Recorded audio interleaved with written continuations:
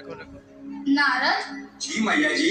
देख ले हो ने नारद, जालू सिंह कैसे पेड़ पौधन के काट रहे हैं। चांदो राम अवैध दारू बना के लोगन के घर परिवार के कैसे नाश कर रहे हैं और लखिया गंदगी कादो फैला के बीमारी के कैसे नेवता दे रहे हैं। सब लोगन के तीनों नुकसान करके अपन करनी के फल भोग रहे हैं, ऊपर से हमर जस के दोस्त दे रहे हैं। ऐसे ही धरती पर के लाखों करोड़ों लोग नाजायज काम कर रहे हैं और दोष देवी देवता के दे रहे हैं, अपन करनी दवा के दोष।